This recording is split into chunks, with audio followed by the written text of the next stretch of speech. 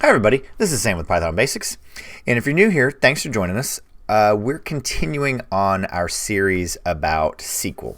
So if you are new here, what we're doing right now is we're going through the SQL for Data Scientists, Beginner's Guide to Building Data Sets for Analysis.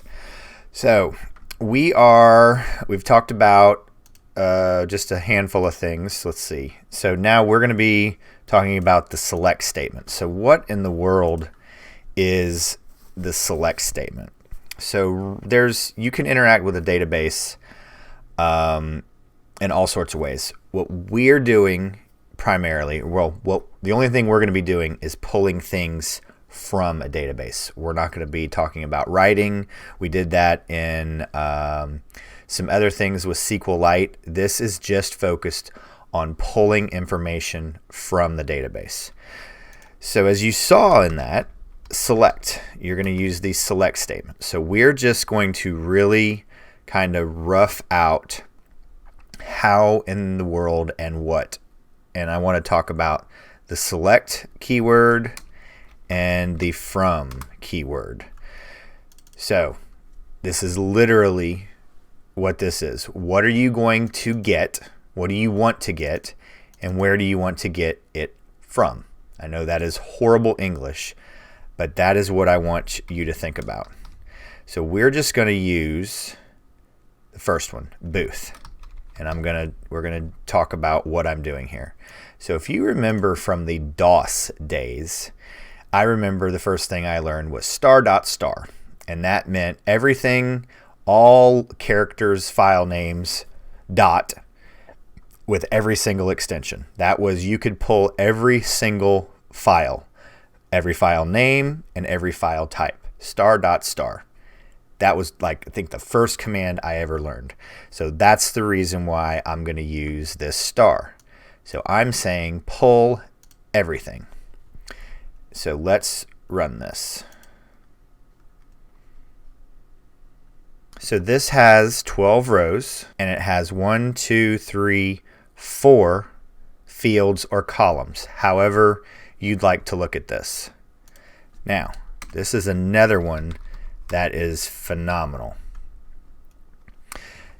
So here's another keyword. So we have select, from, and limit. I want to limit this to the first 5. So now I'm going to rerun this.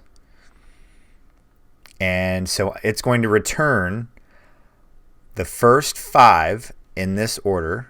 1, 2, 3, 4, 5. So I can begin to control what comes out.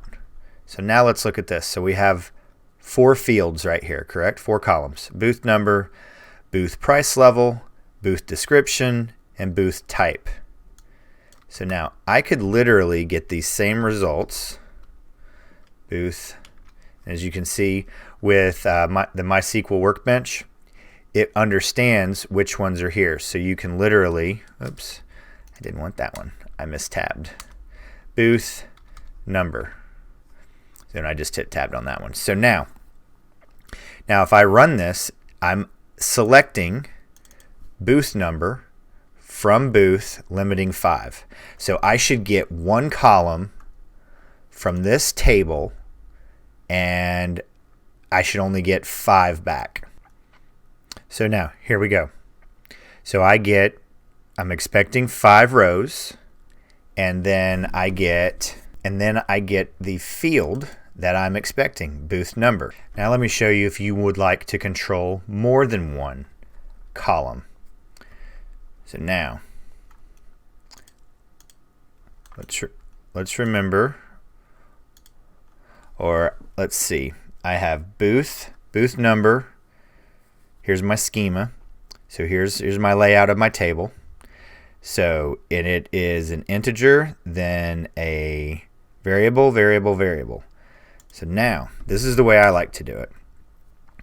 I used to come all the way across here, but it just gets jumbled up. So the best practice that I recommend is going down, so you can control what you want to see. So now let's do booth underscore price level. And then let's run this. And here we go. And then let's say we want to then skip the second one, or the third one, and I want booth type. Or then we just run this again. So here we are. And then now I want to see the booth description, but I want it to be at the end. I didn't like how it was ordered.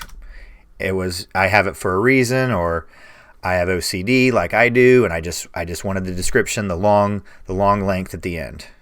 So as you type this, the order in which you type them, you call them, is the order in which they are displayed. So just like this. So this is how you can control which comes out. And then if I were to just say, oh, I just want to go back and do the way that it was, I can go back and call star, and I get them all fields, all columns, fields, columns. I'm going to try to only call them fields, but I'm not going to make you any promises. So if you hear fields or columns, it's the same term at the top, and then we have rows. So there we go. Here are your first 3 keywords for dealing with a table in a database. So we're going to slowly go through this. We're going to learn it, because this can get very sophisticated very, very quickly. So there we go, guys. And as always, please drop any comments, questions, video requests. Please make sure you're jumping over on Discord if you have any questions. Our admin did an awesome job and put a new page, put a new channel for anything SQL that you may have a question. But as always, guys, thank you so much for watching. Stay tuned, and we'll see you next time. Bye, guys. Hey, guys. Thanks for joining us today. I hope you really enjoyed today's video. And if you haven't, check out this video right here or this one right down here. And most important, make sure you're hitting this subscribe button and the notification bell. Thanks again for joining us, and we hope to see you next time. Bye, guys.